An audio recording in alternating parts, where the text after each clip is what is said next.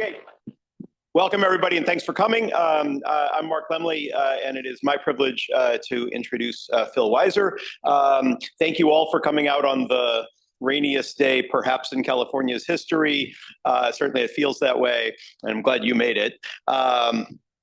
So I have known Phil for 30 plus years now, because before he had a career as Colorado's Attorney General, he was a law professor doing the same sorts of things I do: antitrust, intellectual property, and internet law.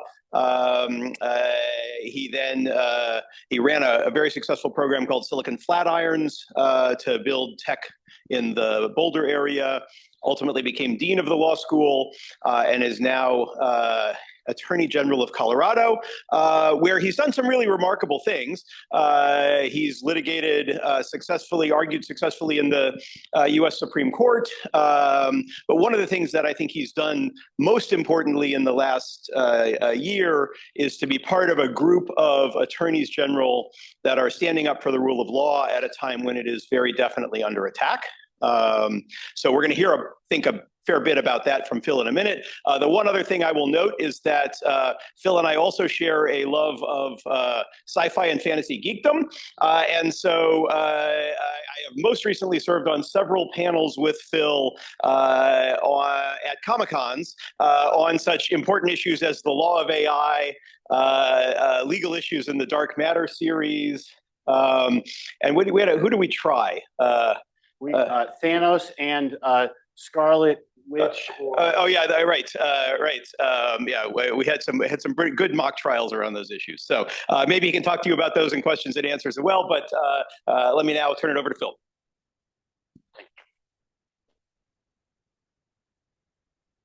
I feel like I've got a good phone a friend situation because both Mark and Pam Carlin are dear friends and mentors. You are all lucky to have them as professors here. When I was in law school, state attorneys general were not really on my mind, and the role they played was not exactly the farthest thing from my mind, but it wasn't on my radar. My whole focus on public service, which was my focus, was on the federal government. And now, obviously, I'm in a very different situation. I want to give you some insight around it. Here's what I have as just a little bit of a table set, but mostly would love to have a conversation with you all. We are engaged in what we're calling our either Defending Colorado or Federal Accountability Initiative. I, again, am taken aback as I try to take this in on so many fronts. One of our core challenges is how do we defend Colorado? How do we defend the rule of law in a variety of areas that we're facing challenges from our federal government? Here we've got them categorized as basic rights and privacy, health and safety, everyday life, protecting our land, air, and water. I ran to be Attorney General in 2017. I got this question: when would you sue the federal government? And I said, under two conditions. If the federal government breaks the law, and two, if it harms Colorado. There's a third condition that's sort of buried in the second, which is, do we have standing to sue? We've got enough law students and lawyers here, we can talk about that. I believe that is my job. I now get this question a lot because I've sued the federal government 53 times in the last 13 months. Are you suing too much? And I say, I sue when I have to. This is already out of date. We are already protecting $1 billion as a state that we would not have had I not filed these lawsuits. I believe that's my job. We have well over 30 victories of the 53 cases. I just want you to take a minute and look at this stat. I served under Trump 1. There were 2 years. Many of the 19 cases I joined were filed before I got there. In effectively close to 1 year, I'm now 3 times-ish the number of lawsuits that we had. I have not changed my standards. What was true under Trump 1 was there were lawyers who were asked, can we do this? And they said, no, you can't do this. It would be illegal and stopped by the courts. Those types of guardrails appear not to be there, so we're forced into this situation. What I want to note is to say that we have 53 court cases vastly understates the demands on our time, because we're constantly talking to client agencies about what the federal government is trying to do, might do, could do, and what we do. Moreover, we have communities, and we'll talk, I'm sure, about immigration a little bit, who are asking the question, can they do this? Or what happens if they do this? There's the Colorado Sun that has a tracker, and there's our website, coag.gov/defending Colorado.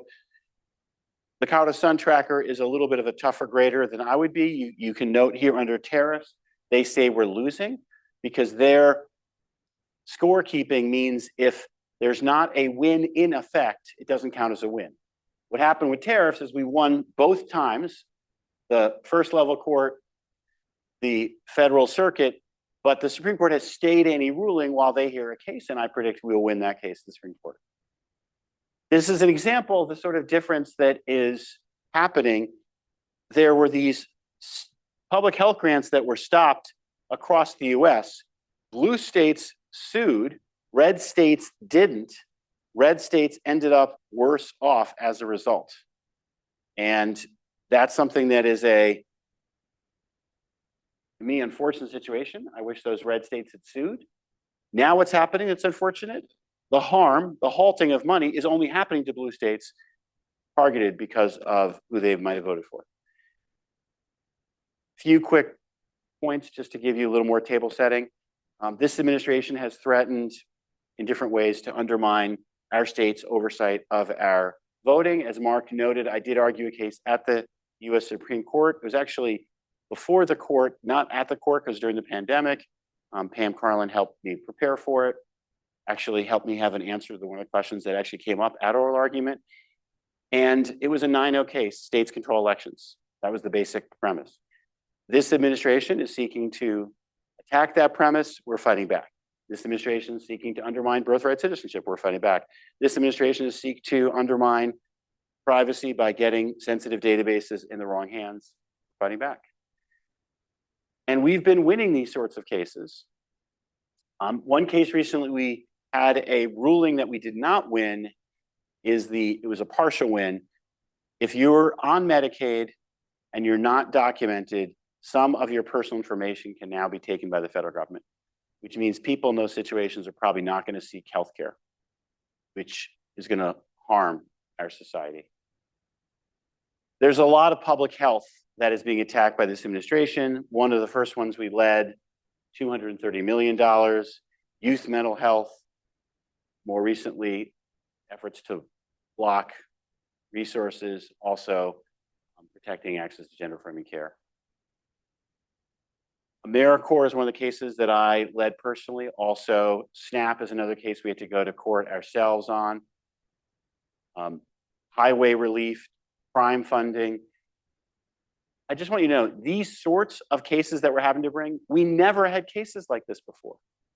No administration had sought to say, we're just going to stop funding AmeriCorps or education grants. So we're in uncharted territory, and we've had to respond, and we work together as a team. About 11 of the 53 cases, we were a leader on it, helping to drive it. Others, we have been working together, riding with others, so to speak.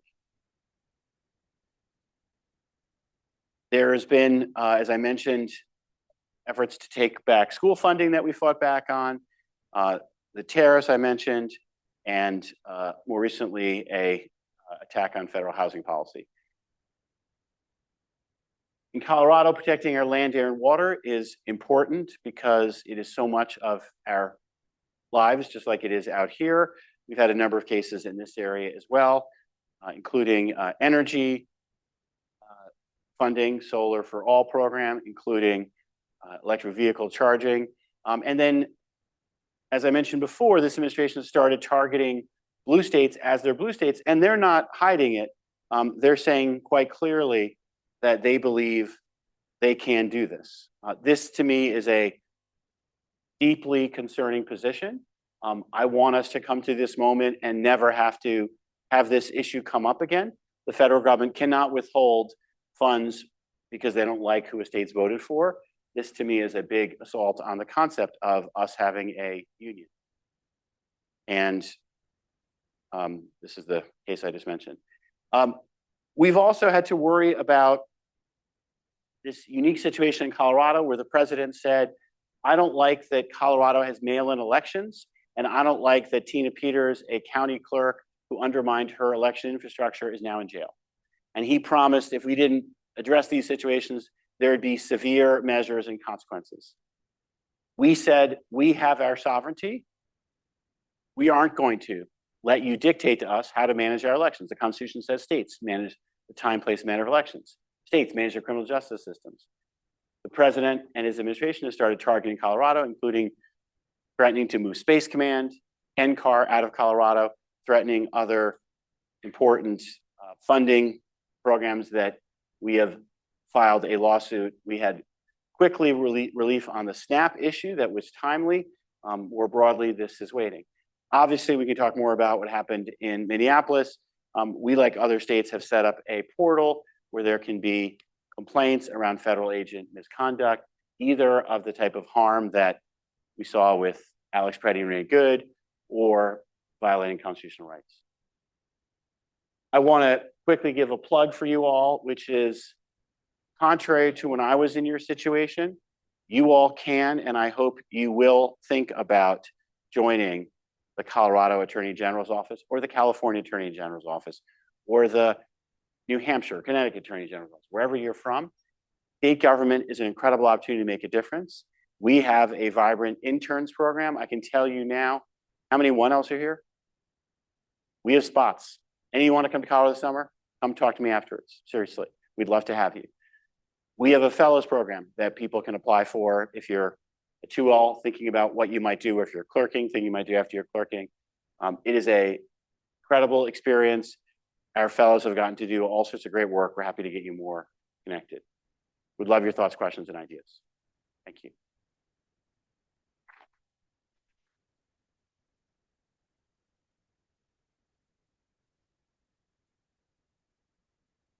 Come on, who's first?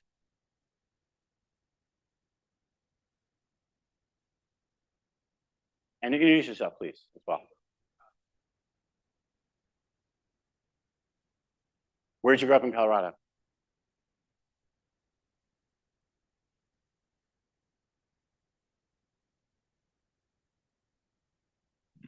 To the extent that there is a dialogue between, seeking political solutions and solutions in court, what that looks like, or if it sort of just goes back to what you said at the start, in which, cases come to you, you'll make a decision and move forward in that regard.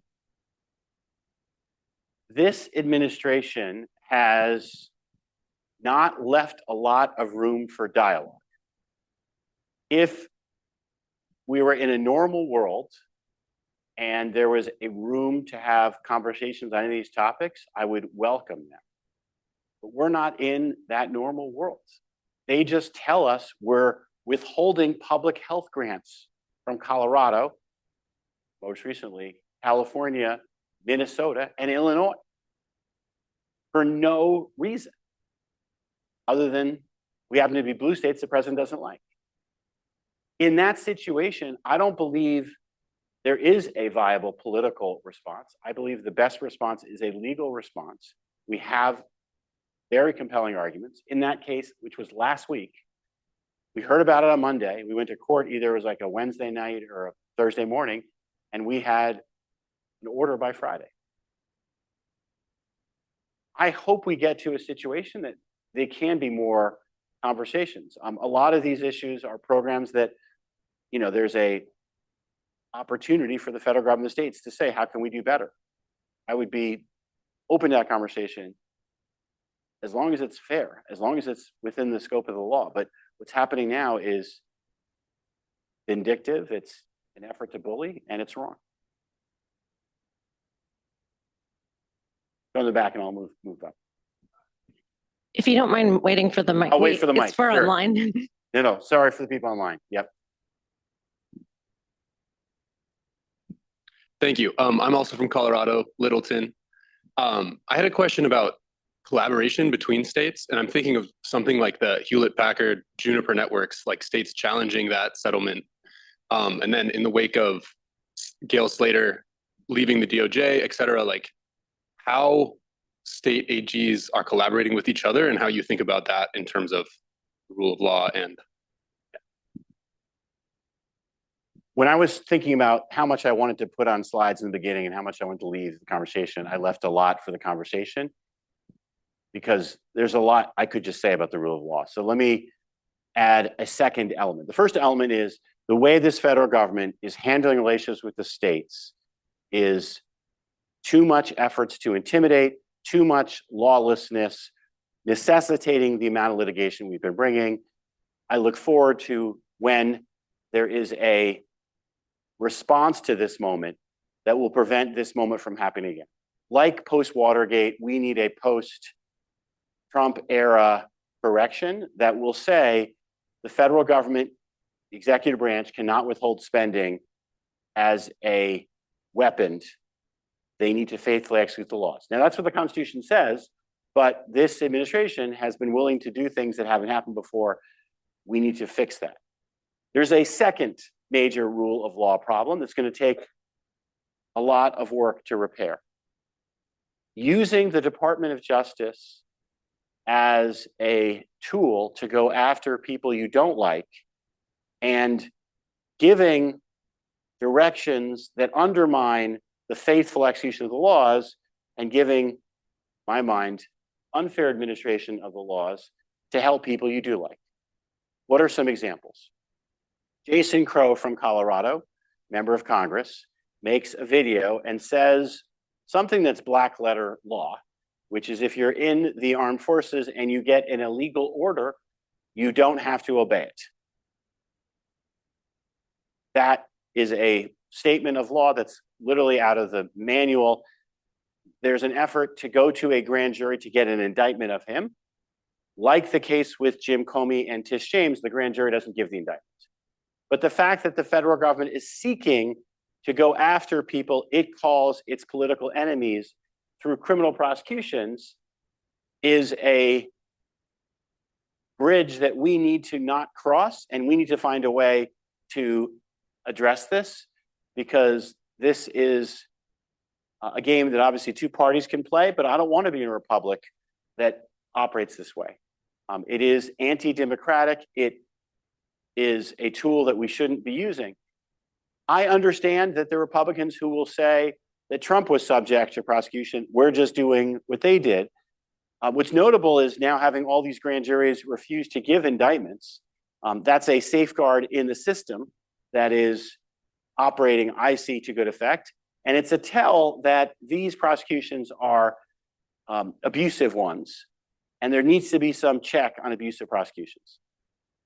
The next point is literally saying, if I like you, I'm going to give you a different treatment than for people I don't like.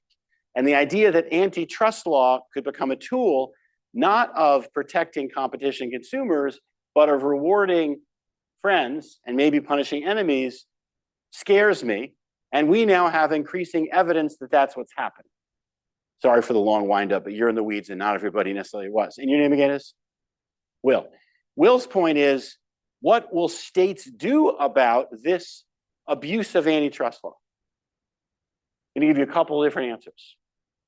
First, under the Tunney Act, which is a response to Watergate, what happened in Watergate was Nixon called up the deputy at the Justice Department and said, ITT just gave us a check for our Republican National Convention. I need you to drop this merger challenge against them.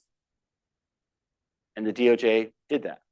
So the Tunney Act says anytime the DOJ drops a case, the judge has to investigate whether or not it was done on the up and up, or maybe is it against the public interest. This case, HP Enterprise, is the first time, basically in the Tunney Act's history, that a judge is now holding a serious process, putting people under oath to second guess whether or not the DOJ acted in a reasonable rule of law manner, or was basically corrupt, unfair dealing based on political connections. I am leading that on a coalition of states because it's important to me to preserve merits-based antitrust enforcement. Not only will we continue to keep an eye for other such Tunney Act cases, But states have independent enforcement of the antitrust laws. And we are prepared now to be stretched thin, literally having to consider investigating and litigating cases where the feds may decide, for whatever reason, they're not evaluating on the merits because the president has decided he likes a case. For example, Nexstar Tegma is a TV broadcast merger. The president had a True Social post and saying it should be approved as quickly as possible. I don't think I'm telling you anything new to say that's not the normal process for antitrust review. Since Nixon, it has been the norm that White Houses have not interfered with or dictated the outcome of merger reviews. This obviously is quite a different White House. Having that sort of direction means that the Department of Justice may not be engaging in the type of merits-based antitrust enforcement that we have known for the last couple generations since Watergate. And the states are going to keep doing merits-based antitrust enforcement. So we are prepared to work together to achieve that norm. And ideally, we will work together on a bipartisan basis. I am hopeful we can do that. Another sign of hope, this administration said we're not going to invite the governor of Colorado because he doesn't like Colorado and the governor of Maryland, for whatever reason, to a dinner with all other governors. The response from the National Governors Association is no governor's going to the dinner, which is the right response. If we can say as state AGs, we're doing antitrust enforcement on the merits, not based on whether we like or don't like whoever the company is, we can preserve antitrust merits-based enforcement even at a time when the president seems to be undermined. Does that answer your question?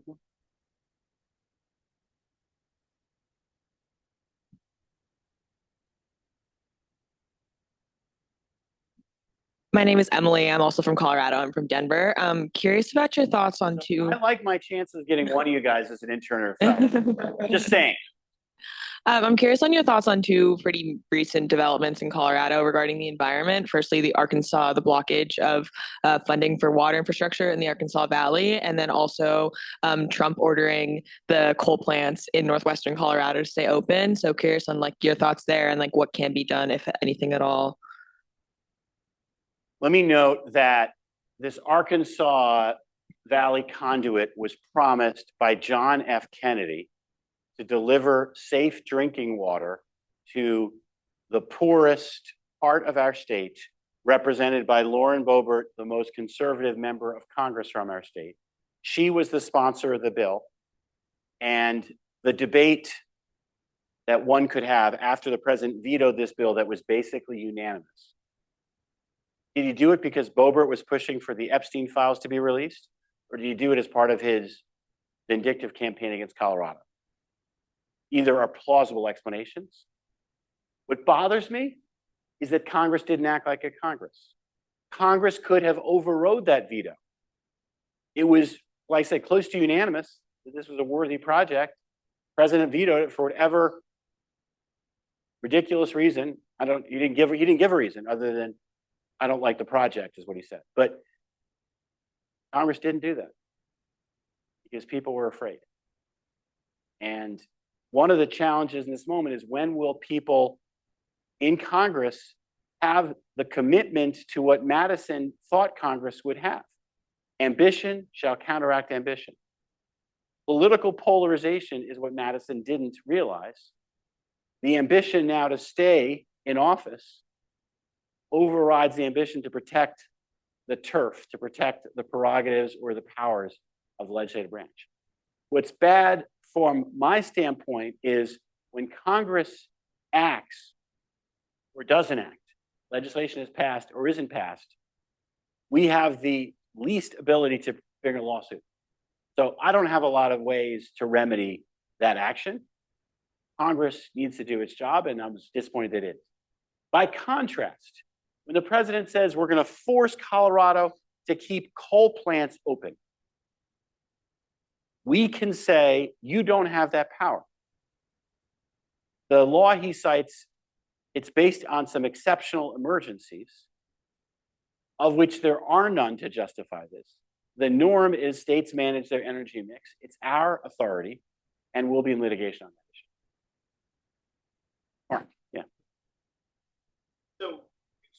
1 second, Mark.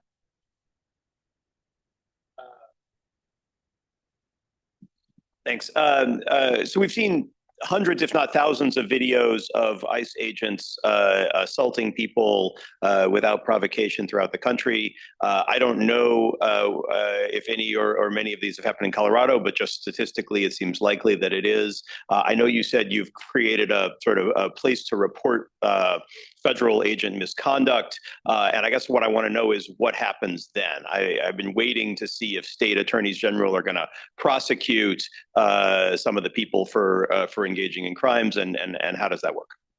We have a pending investigation by the Colorado Bureau of Investigations involving in Durango an alleged assault.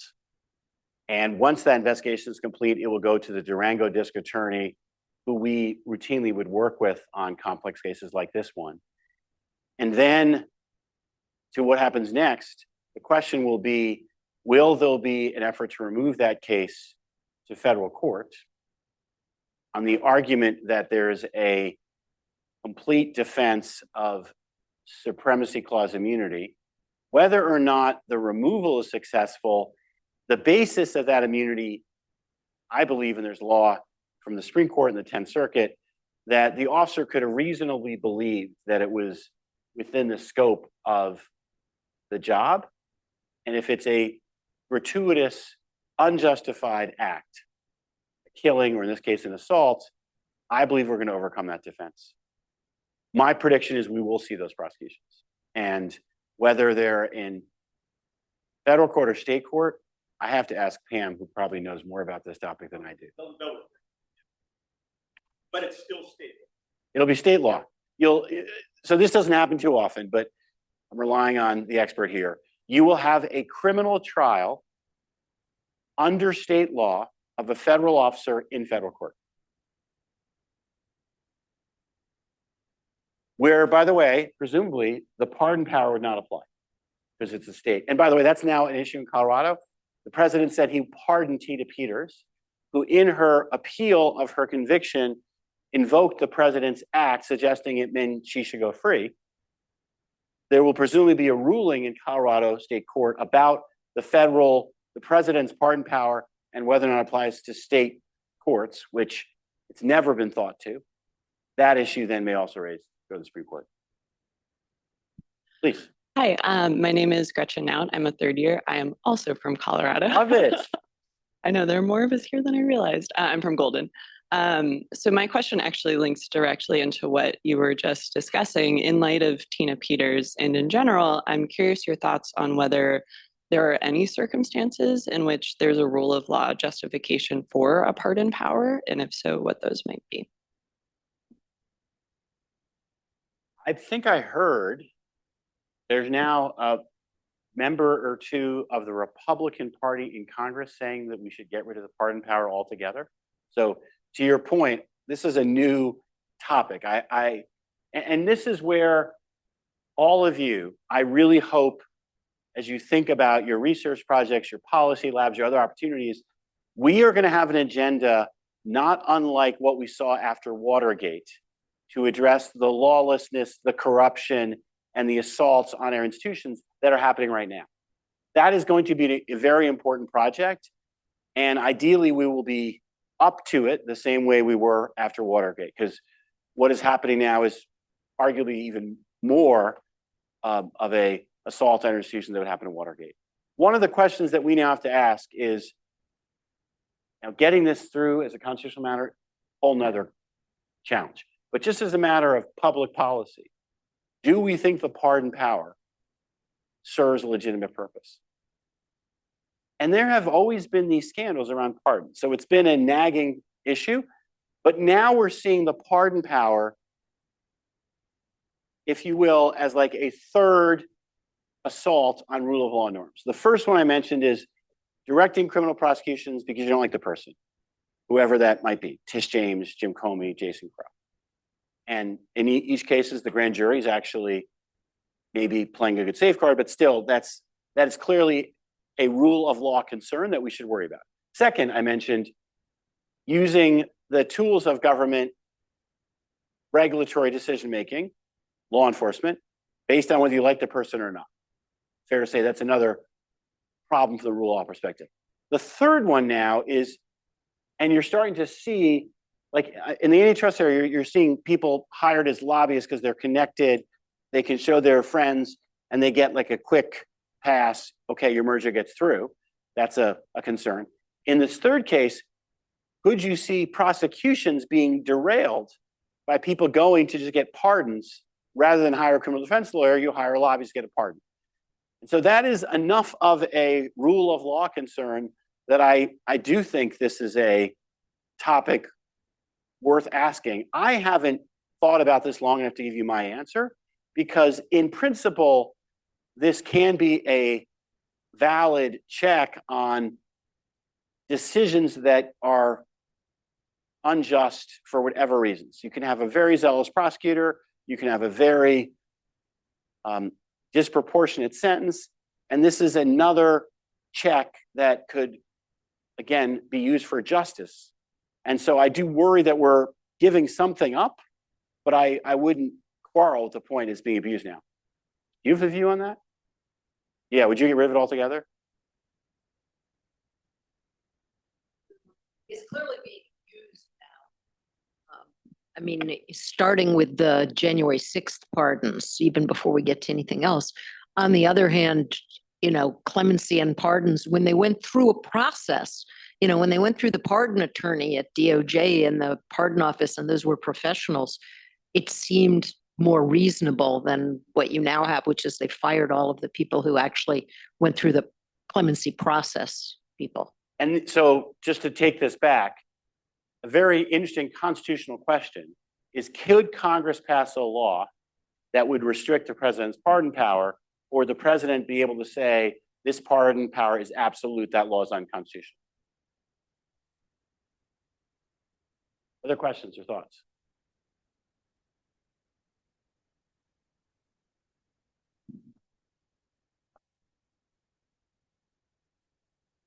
I'm curious to know how You're not from Colorado, huh? I'm not from Colorado. I'm from Chicago, but not at all related. No, I visited Colorado.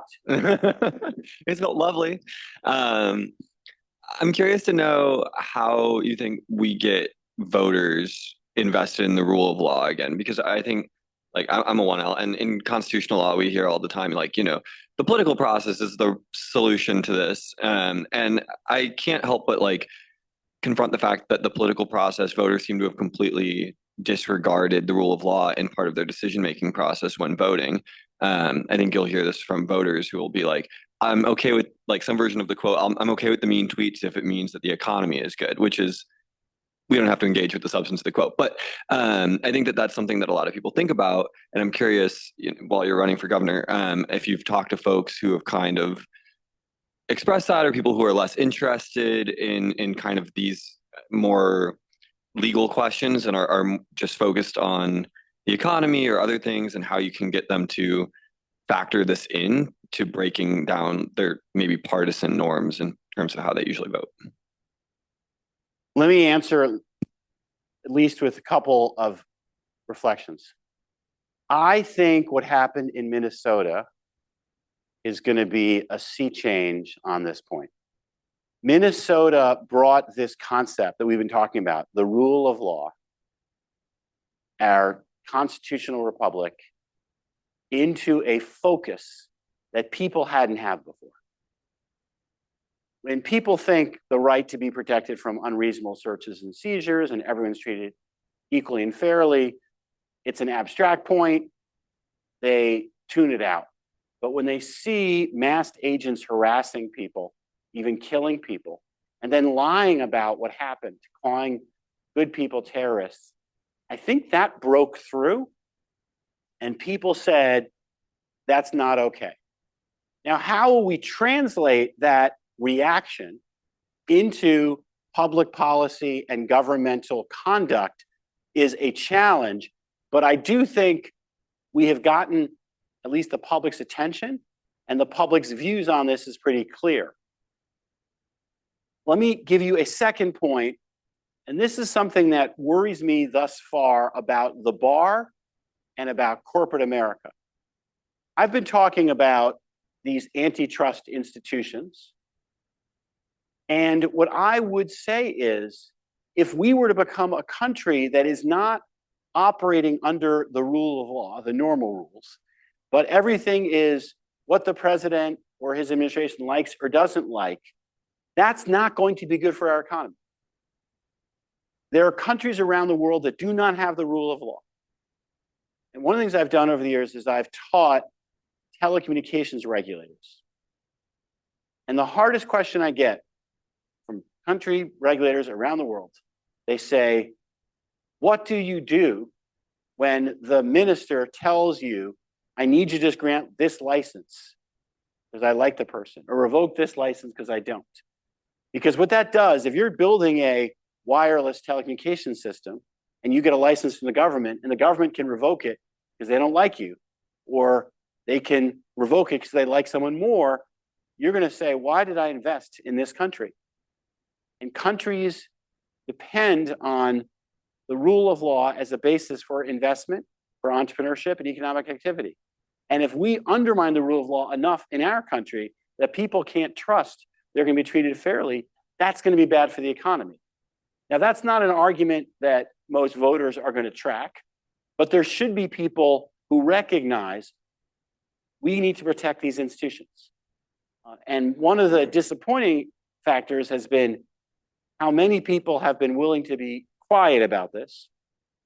And the question that I am wondering is, when will there start to be more people willing to speak up, whether it's the Arkansas Valley Conduit, like the dinner at the White House, and they'll say, no, you can't do that. That's un-American. But I think the American people now from Minnesota are tracking this issue, and it's bothersome. I also think that to the extent you talk about that second issue, in terms of corruption, people do care that some people are connected, have the right lobbyists, they're getting special deals, and other people are being squeezed. So I do think there's some potential political currency there. But finally, to push back on both points, so many people right now are just so frustrated, tired, and distrustful of our government institutions that it's hard for them to pay attention. It's hard for them to know what to believe. They want to live their lives, and they're like, why is this so difficult? And how we navigate through that is part of the challenge of this moment.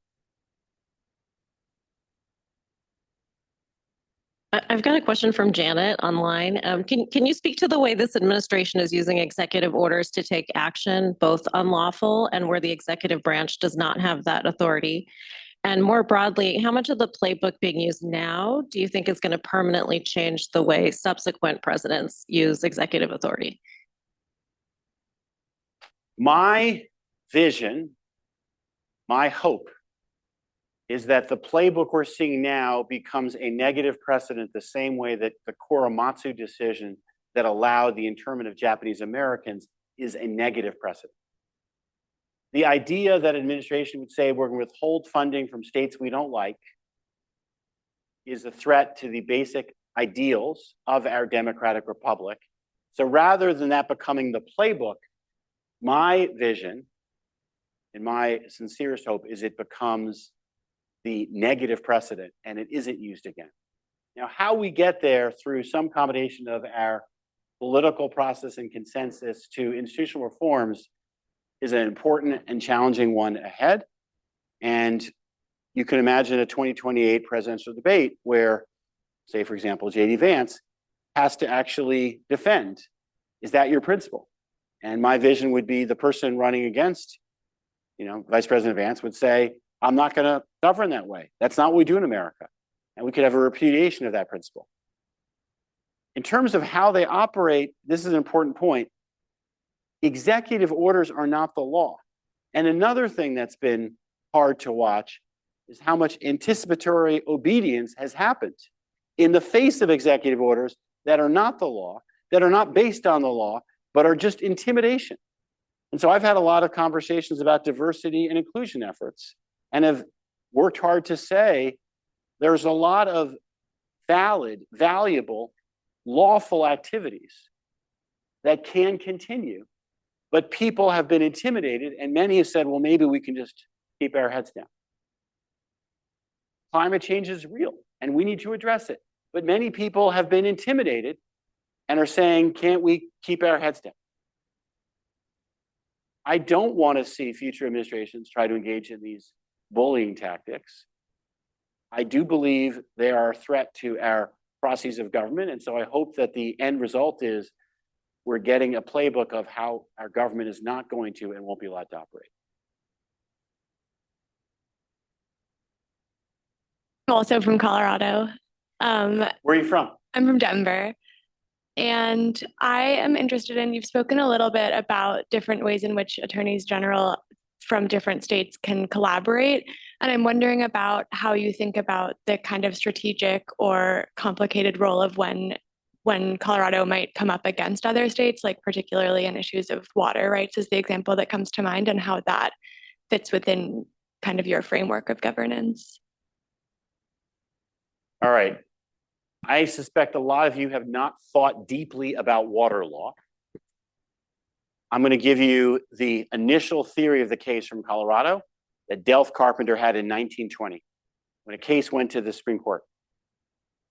How many states, by the way, are headwater states where water only starts in that state and they don't receive water from any other state? There's only two. No. Hawaii and Colorado. All the water starts in Colorado, Delph Carpenter said. We get to control all the water and take as much of it as we want. That was plan A. Supreme Court said no. The downstream states have interest in the water. Plan B, let's get a bunch of interstate compacts in place that oversee this interstate water. And one of the brilliant parts of Plan B from a Colorado perspective is we took the Colorado River and basically said half the water, roughly 7.5 million acre feet, can be used by the upper division states: Colorado, New Mexico, Utah, and Wyoming. Half the water, 7.5 million acre feet, goes to California, Arizona, and Nevada. I'm really glad that we got Plan B, because if Plan C had been, we'll figure it out later, this would not have gone well for Colorado. In general, if you are in a political battle, Colorado versus California, we're not well situated. However, if we are in a legal battle with legal arguments, we're on equal footing. And so we're in a very interesting position. And I will say there is an analogy to what I was talking about before, which is lawyers have to figure out how to see your litigation and legal arguments as a potential backstop and ask, what's that look like vis-a-vis what you might negotiate? Now, a big difference with these water challenges, unlike political conversations around public health, which are impossible with this administration, we can have dialogue with these other basin states, and we should reach a resolution. But I will not be, as Attorney General, afraid of the potential to litigate. I will not give up good legal arguments we have if there's not a good partner on the other side. And let me tell you what's hard about this issue, most particularly. Arizona and California, but a little more Arizona, have been using a lot more water than they were allotted. I mentioned that 7.5 million. For the last decade, they've been using well more than that, including to, wait for this, grow alfalfa that they send to Saudi Arabia. And so as I think about this, there's a challenging political economy element, which is we need the lower basin states to recognize that the world they've been living in was unsustainable, and that the new world, that we need new guidelines, has got to be sustainable based on the hydrology. And the big difference between the upper basin and the lower basin is we don't have a lot of storage, Lake Powell and Lake Mead. So when we don't have a lot of water in years like this, we have to keep cutting back.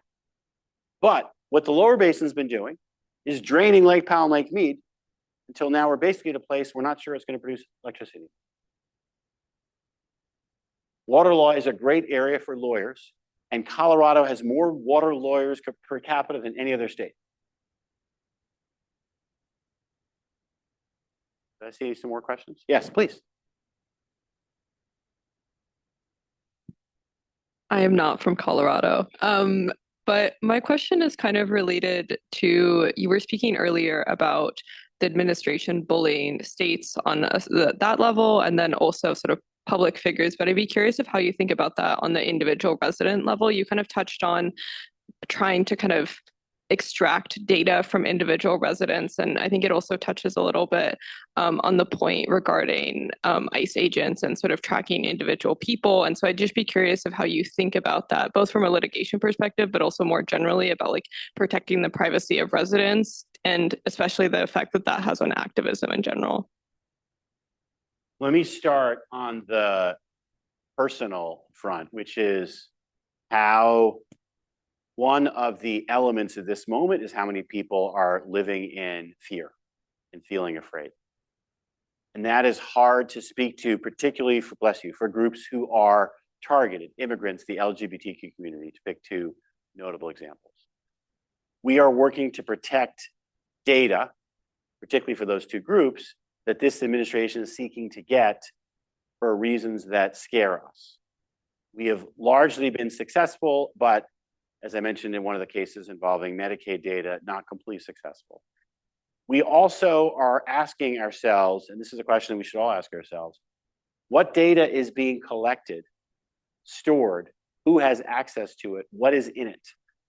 To the extent we in Colorado operate programs and don't collect data that can be later used in ways that are harmful, that is a sound practice.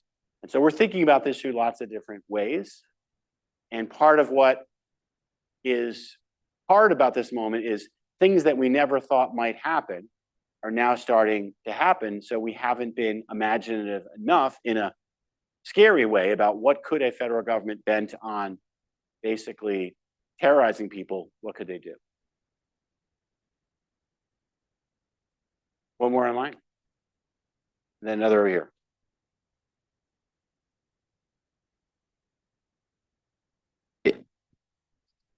I'm John Snyder from Arkansas. But my brother lives in Colorado, so I'll speak on his behalf. Great. But what I was going to ask, you've spoken quite a bit about, how the president has effectively withheld or threatened to withhold funds from, local communities, quote unquote, blue states, and even as we've seen, universities. Why, it was my understanding that we dealt with this with Nixon in part and passed the Impoundment Control Act for this reason. So why has the strategy been so effective, even if it's not always succeeded in court? Great question, John. Two reasons this strategy has had the impact it has. First, courts often take time to make decisions. The case I mentioned last week, public health funding, it's announced on Friday, we're going to announce on Monday, get a decision on Friday. That's lightning speed. And that has not necessarily always been the rule, which means in a lot of these cases, even when we are winning, there still is considerable damage and harm that is inflicted during the time. I'm not going to take you entirely down this rabbit hole, but the Supreme Court has made some decisions on the shadow docket that's also made it a little bit harder for us to be successful in a litigation. We talked to Professor Carlin for more about some of those procedural challenges. That's part of what we're gonna have to fix on the other side so that we can make it easier to rectify this. And then the final point I will say, Congress has not acted like a Congress. I remember during the impeachment of Bill Clinton, Senator Byrd was incensed that Bill Clinton was trying to lobby senators for an outcome. And he said, don't you dare try to taint this jury, because he believed that the Senate had a constitutional obligation to be an independent decider and didn't want to be tainted by politics. Now, our Congress could say, we believe that the power of purse is ours. Don't you dare try to take it away from us. We directed this money. You should be doing what the Constitution says, faithfully executing the laws, not trying to rewrite laws that we passed and that were validly signed. Congress hasn't done that at all. And that's part of why this has gotten as much effectiveness as it has. From a third generation Coloradan and Stanford law graduate who clerked for the Colorado AG's office after her 1L year at Stanford, Wendy Dinner.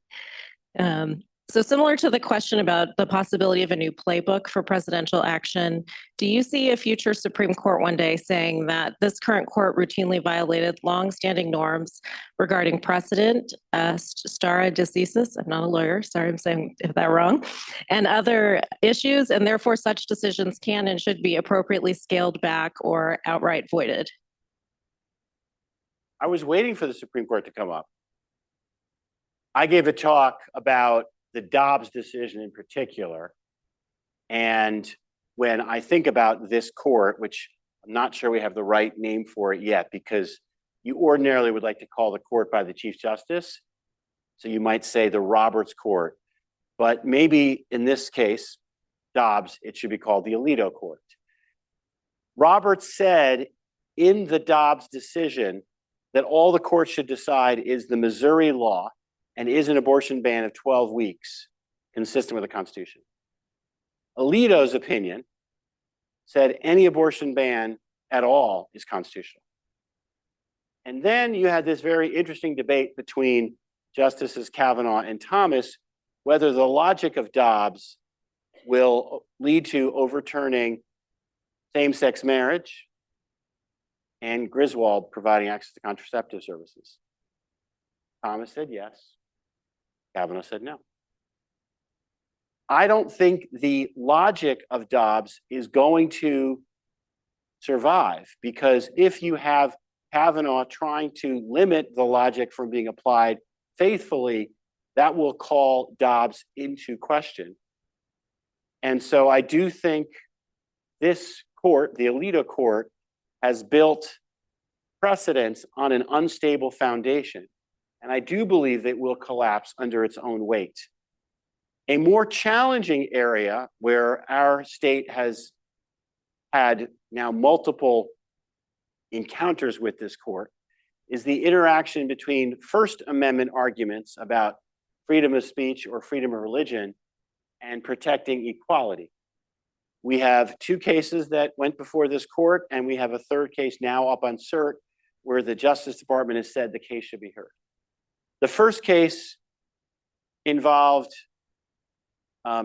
called 303 Creative. Someone who made a website said, or wanted to make websites, I am afraid to make websites because I'd only want to make them for opposite sex couples. It would be inconsistent with my free speech interest to make them for same-sex couples. And the Supreme Court, in a decision that shattered the prior principle of, you might call it common carriage or public accommodation, basically said, if your free speech interest means you only can do certain things, then you are exempted from requirements to treat everybody equally. Which means, if I apply that precedent, if I'm a photographer and I don't believe women should be in the workforce, I don't have to take professional photos of women, and so on and so on. Second case is before the court right now, called Childs.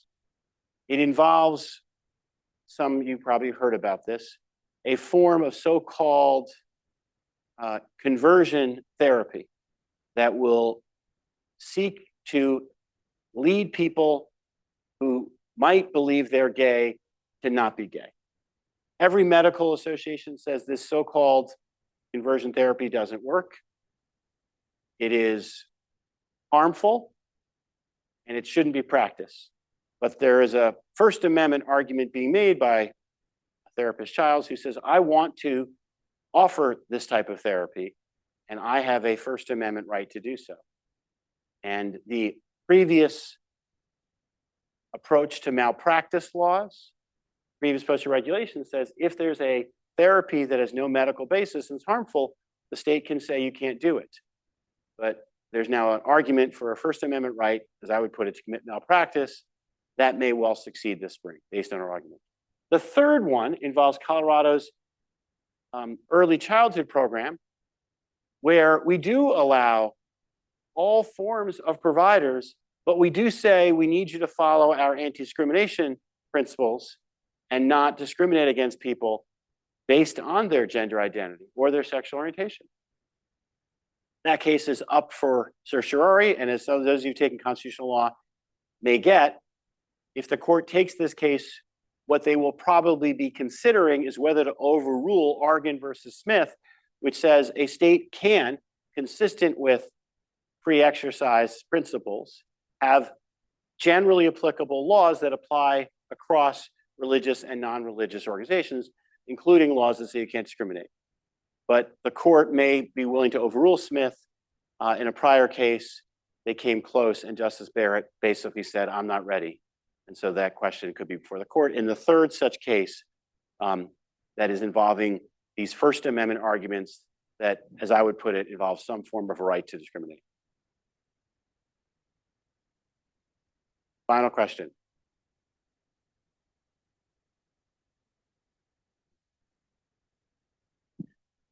My mother went to Boulder High, so that's something. Love the Colorado connections. I'm from Utah.